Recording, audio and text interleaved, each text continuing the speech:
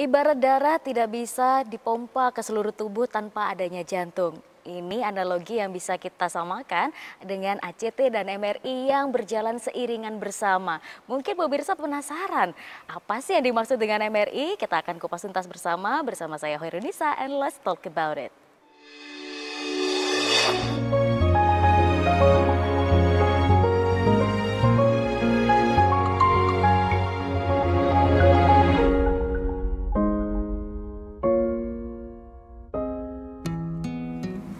Ya pemirsa, kembali lagi bersama kami dalam program Let's Talk. Pada episode kali ini kita kehadiran narasumber yaitu Mas Bian Valencia.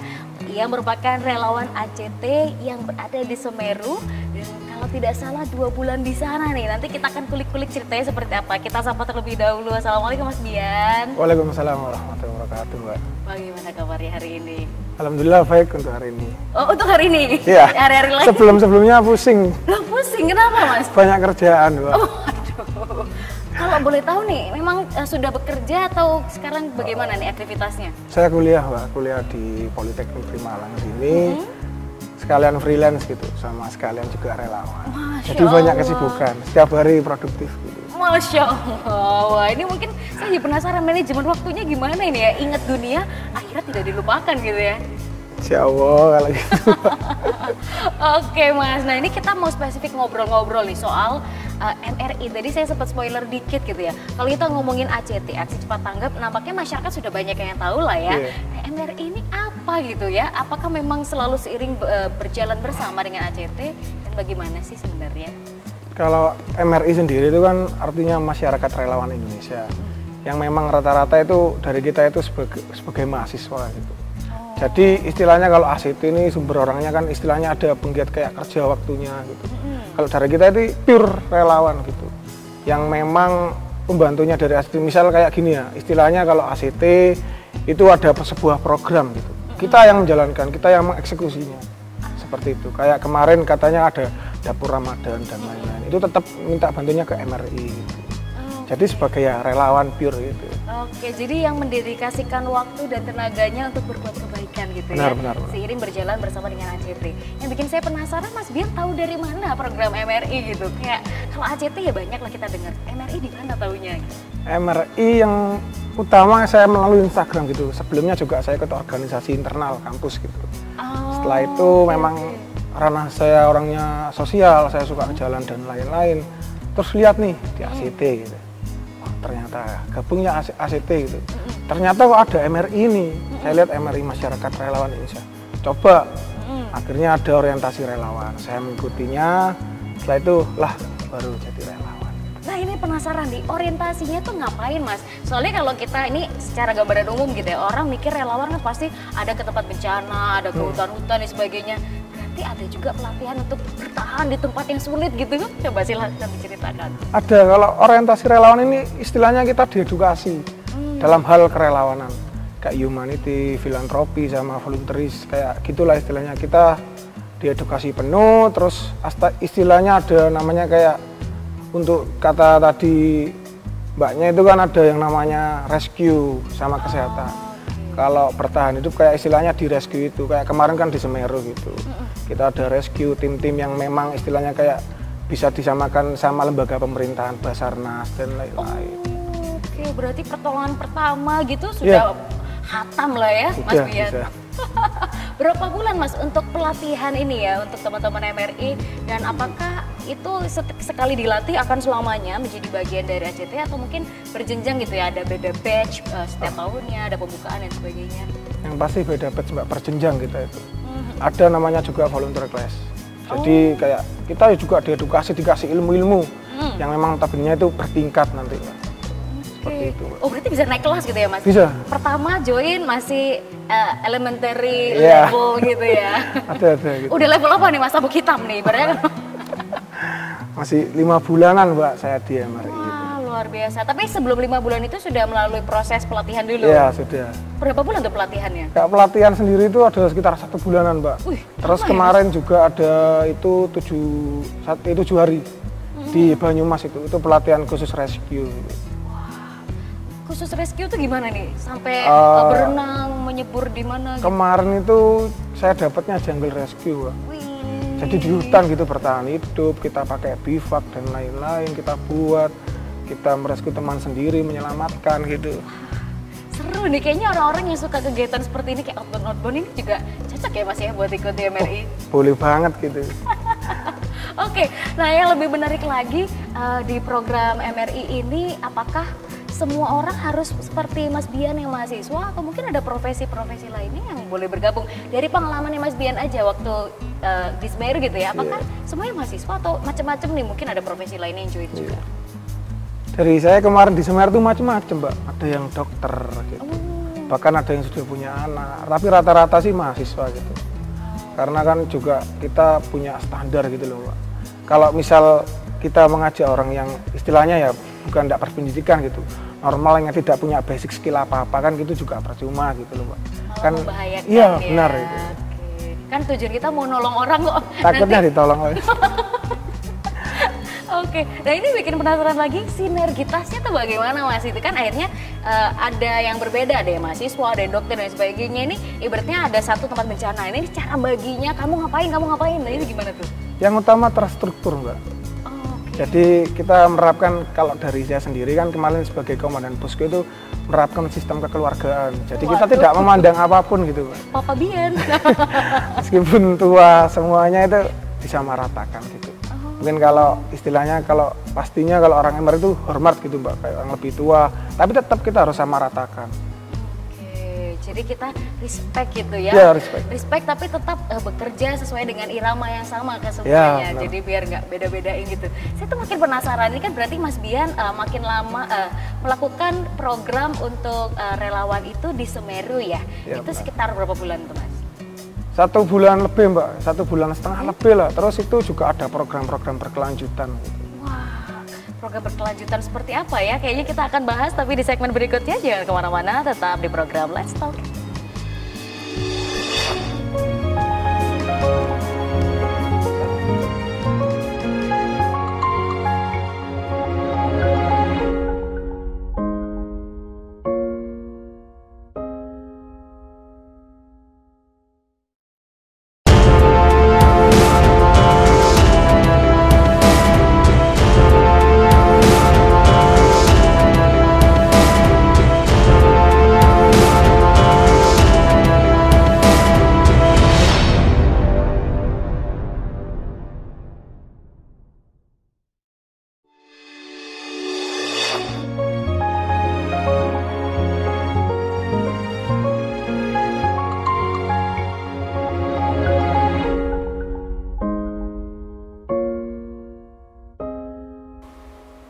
Ya pemirsa, kembali lagi bersama kami dalam program Let's Talk. Masih berbincang dengan Mas Bian nih yang akan berbagi keseruan bagaimana selama 1 hingga 2 bulan lebih nih ya menjadi relawan di Semeru. Mas, diceritain nih mulai kapan menginjakan kaki di sana dan melakukan apa saja?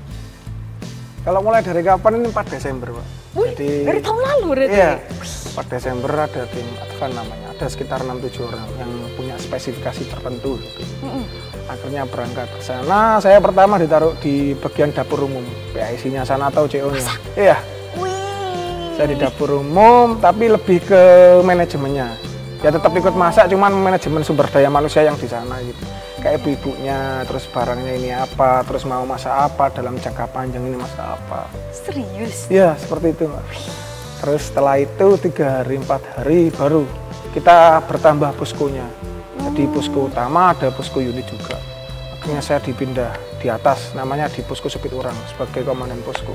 Wih. Jadi lebih ke manajemen juga, terstruktur lagi gitu loh Mbak. Ada admin, terus kesehatan, rescue, dapur umum, implementasi, distribusi, lebih banyak di sana. Oke, wah ini dari divisinya aja banyak gitu ya, Mbak Jari gak cukup. Ini orangnya berapa banyak yang dikelola sama Mas Bian? Yang pertama, kalau tetapnya dari relawan Malang itu ada sekitar 20 sampai 25 orang. Oke. Itu ya memang ya nggak stay gitu, ada yang 7 hari di sana, terus 2 minggu, 3 minggu gitu. Jadi maka dari itu kan saya juga memegang amanah gitu, saya orangnya berkomitmen. Jadi kalau memang ada emergency respon, ya udah saya memang nyatanya kan buat manusia gitu loh, ya udah saya akhirnya mewakafkan diri gitu buat orang-orang di sana.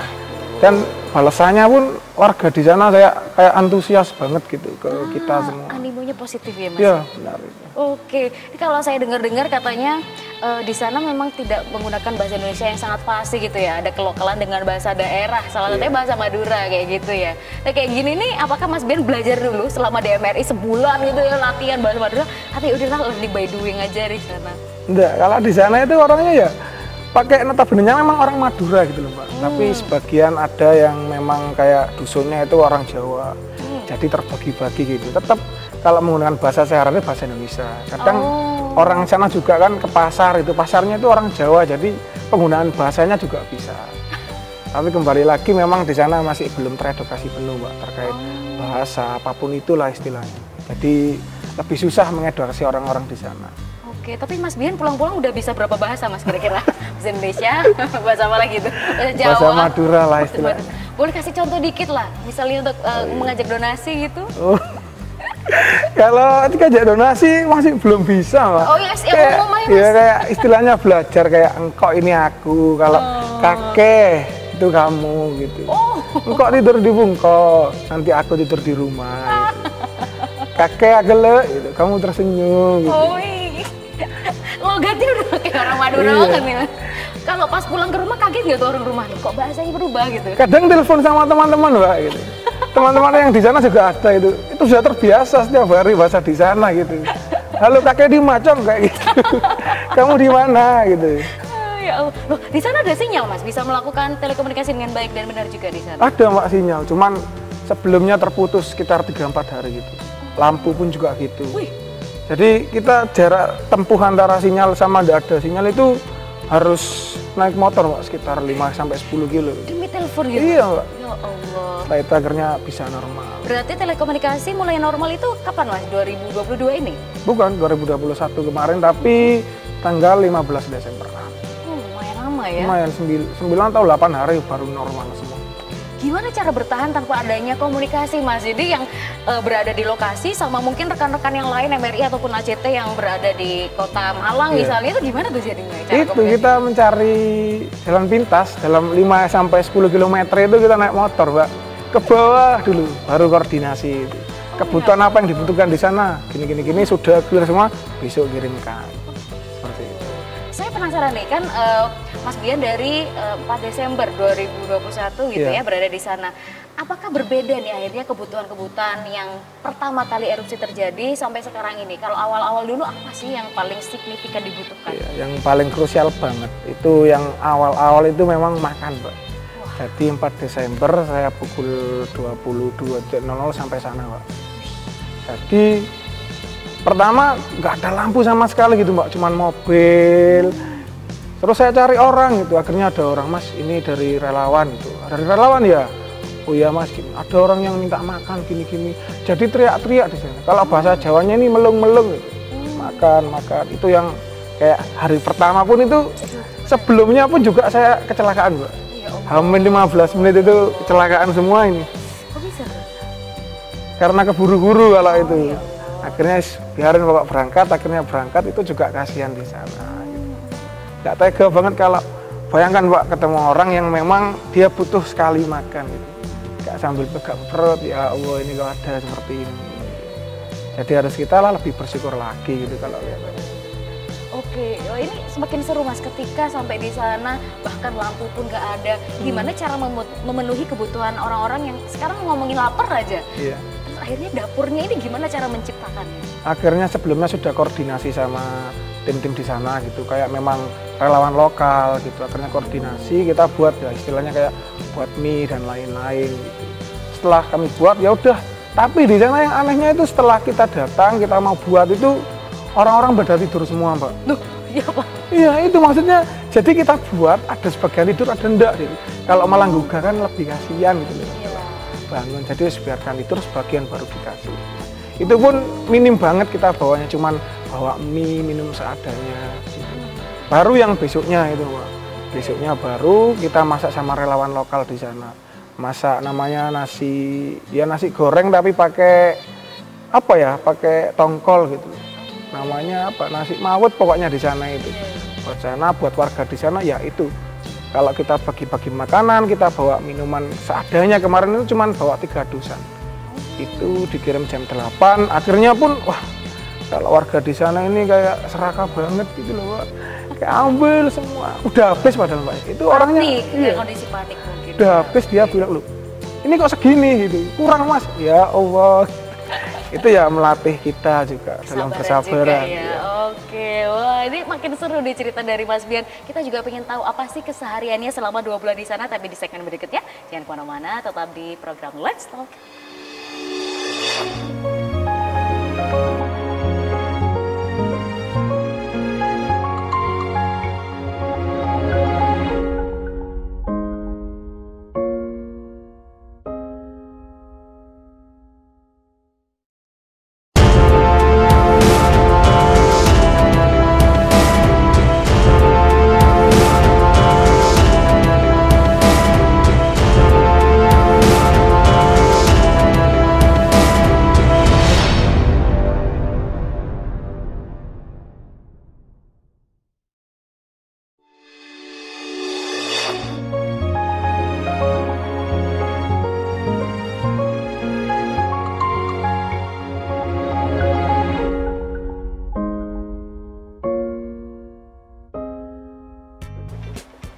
Ya pemirsa, kembali lagi bersama kami dalam program Let's Talk. Masih berbincang dengan Mas Bian nih. Kita ingin mengulik lebih jauh.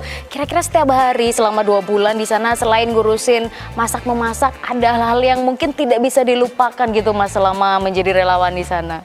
Kayak suka dukanya aja gitu. Boleh. Di sana memang setiap harian saya itu saya sendiri ya, itu mengedukasi masyarakat di sana, pemberdayaan masyarakat. Kita tahu mitigasi bencana seperti apa. Ah iya, penting. Istilahnya kan kita kalau udah pulang gitu, kalau ada bencana kan enggak lari-larian kalau kita edukasi.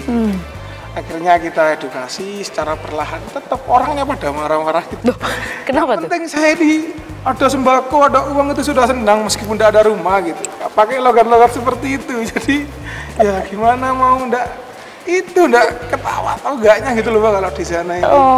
Jadi menurut saya pun kalau era-era seperti ini, kalau kita capek, kita kesal, itu ada warga yang membuat kita itu lucu gitu. Oh, kalau lucu. Lagi ada yang dapur umum kita Pak Mang Tasir itu, waduh lucu banget orangnya itu, memang kayak istilahnya itu menghargai kita, tapi orangnya ini kayak ya kasihan ya gimana, tapi orangnya membuat ketawa teman-teman gitu loh Pak. Stand up ini ya, bapaknya.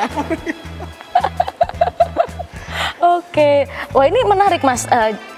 Dilakukan juga oleh para relawan, tidak hanya rescue, pokoknya kegiatan-kegiatan yang fisik, tapi juga ada sharing knowledge yang disampaikan. Ini tadi juga sempat tadi di segmen-segmen sebelumnya dikatakan tidak semuanya teredukasi ya, berarti akan ada challenge yang lebih di sana, bagaimana memahamkan ke mereka. Apakah ada cara-cara khusus nih ala Mas Bian bersama dengan tim, akhirnya mereka mau nih duduk bersama, mendengarkan, dan akhirnya mereka dapat nih yang dimaksud sama Mas Bian dan tim. Ada. Gimana tuh, coba? Kita kasih distribusi logistik. Oh, disogok dulu. Kita kasih beras, kilo, minuman, terus apa aja yang kebutuhan, kasih ya udah. Itu saya pegang handle itu 1 RT. 1 RT itu 96 KK. Waduh. Itu yang terdampak semua itu ya memang notabene rumahnya hilang semua. Aduh, jadi kasihan. 96 KK saya pegang, setiap 3 hari sekali kita kasih sembako, beras ini. Jadi orangnya lebih percaya ke ACT daripada ya lembaga lainnya. Gitu. Oh, oke. ACT ini sampai sekarang pun sampai telepon saya, Pak. Gimana kabarnya, Dok Remah kakek? Kayak lucu banget gitu. Namanya juga keluarga ya, memang yang dibangun semangatnya seperti itu. Kalau kesana pun barusan keluar mobil, cepet, Mas Bian, gitu semuanya, wah happy banget gitu loh. Waduh, kalah pamor dong yang lainnya nih. Apa jangan-jangan emang Mas Bian doang yang paling lama bertahan di sana dibandingkan mungkin ada cerita teman-teman lain yang mungkin tidak selama Mas Bian gitu? Benar, kalau di sana memang saya Mbak yang pemberdayaan masyarakat di Dusun Umbulan itu. Oh, oke. Ya kita edukasi di sana, kita ngobrol setiap hari Bu. Setiap jam 12 saya ke sana. Jadi orangnya hafal, kita kasih makanan, distribusi makanan itu ada Mbak 3 kali sehari. Juga buat warga sana. Memang yang kita prioritaskan ini memang yang dusun di situ Mbak, yang ambulan. Kalau ada dusun sebelahnya itu, memang trauma Mbak, trauma dan takut gitu, tapi tidak rusak rumahnya. Nah, yang kami prioritaskan yang memang rumah hancur ini. Oke. Hancur tinggal setengah ini itu ya tetap kita ada suka dukanya. Sukanya ketemu orang-orang yang lucu dengan penggunaan bahasa yang memang menurut saya itu bikin ngakak setiap hari gitu. Tapi ya kasihan gitu. Akhirnya kita sinkronkan lah. Akhirnya ya udah paham sama orang-orang sana. Kita juga udah diingat gitu loh sama orang. Oke, kalau dulu intensitasnya mungkin Mas Bian dan tim bahkan tiap hari gitu ya, sampai akhirnya secara nggak langsung penduduk setempat gitu ya. Kalau sekarang apakah masih sama melakukan hal seperti itu atau beda kalau sekarang intensitasnya? Kalau sekarang lebih ke program sih Mbak. Oke. Kan saya juga kenal dekat dengan relawan lokal di sana, sama kepala desa pun juga sudah plek gitu orang di sana. Jadi kita melakukan program di sana namanya Wakaf Saproduktif. Itu dibantu juga dengan tim ACT gitu. Oke. Saya sebagai PIC-nya di sana, saya yang koordinir di sana. Dalam artian manajemen kayak ini itu dan lain-lainnya. Akhirnya ya udah orang-orang juga saya carikan 6 orang gitu bisa gitu. Kita bisa ekonomi produktif lah istilahnya. Oke. Karena sebenarnya apa sih Mas yang dibutuhkan oleh pengungsi Semeru sekarang di sana gitu ya? Kalau ngomongin logistik mungkin sudah lah ya terlewati masa-masa itu, makanan dan sebagainya. Sekarang apa yang dibutuhkan mereka sebenarnya? Rumah tetap, bukan hunian sementara. Dan rumah tetapnya maupun itu ya maunya itu di Kecamatan Pronojiwo itu, nggak mau yang di seberang gitu. Karena juga kan keseharian beliau-beliau di sana ini memang petani, kayak buruh pasir itu dan lain-lain. Jadi tidak bisa dijauhkan dari yang sana. Itu problematikanya di sana. Jadi orang-orangnya atos, keras banget gitu. Kita edukasi ini ada hunian sementara. Mau Mbak, mau dikasih sementara. Tapi tetap yang tanahnya di bagian sini tetap diklaim gitu. Ini tetap tanah saya gitu. Itu pun juga dibuatkan huntara di sini. Jadi lebih banyak rumahnya, lebih banyak dapat uangnya dan lain-lain. Jadi ya gimana lagi anggapannya kan kalau kita berpikiran seperti itu kan kita anggap aja rezekinya beliau itu. Itu bahkan ada tanah yang memang punya perhutani di tempat dan diklaim sebagai tanahnya dia. Jadi ini buat nopo gitu ya. Kita kan sebagai manusia ya kasihan lah yang dia juga nggak punya apa-apa sudah. Iya. Rata dengan tanah. Itu yang membuat saya kayak ya Allah gini gitu. Ngobrol gitu juga orangnya nangis gitu. Oh ya Allah. Saya orangnya kan nggak suka nangis gitu. Meskipun sedian nggak pernah nangis. Nggak keluar air matanya Mas. Iya. Kita cukup sabar-sabar gitu. Ini udah ya. Oke, Mas boleh dong terakhir bisa disampaikan ke pemirsa dan juga masyarakat ajakan untuk melakukan kebaikan entah itu donasi atau mungkin bergabung bersama dengan tim MRI. Ya boleh untuk rekan-rekan sekalian meskipun beliau semua tidak punya dalam artian uang ataupun memang kayak fasilitas lainnya kita bisa masuk daftar ke masyarakat relawan Indonesia ini. Ataupun pokoknya pakai tenaga kita lah buat halal kebaikan menjadi relawan yang lebih baik lagi. Karena tumpangan kita adalah menjadi relawan untuk pembangunan secara berkelanjutan. Seperti itu. Oke, di mana nih Mas kalau mau daftar ada sosial media khusus atau call center dan sebagainya? Kalau sosial media ada Masyarakat Relawan Indonesia, di MRI Malang gitu. Ada nanti langsung follow aja nanti tunggu posting selanjutnya gitu. Ada setiap hari postingan digital gitu Mbak. Oke, siap. Terima kasih banyak Mas Bian sudah sharing hari ini. Sehat selalu Mas dan semoga selalu menyebarkan kebaikan kepada lebih banyak orang lagi. Insya Allah ke depannya. Nah pemirsa tak terasa 30 menit sudah kita berbincang hari ini. Kita masih akan ngobrol-ngobrol lagi di episode-episode berikutnya. Bersama saya Horinsa, terima kasih dan sampai jumpa.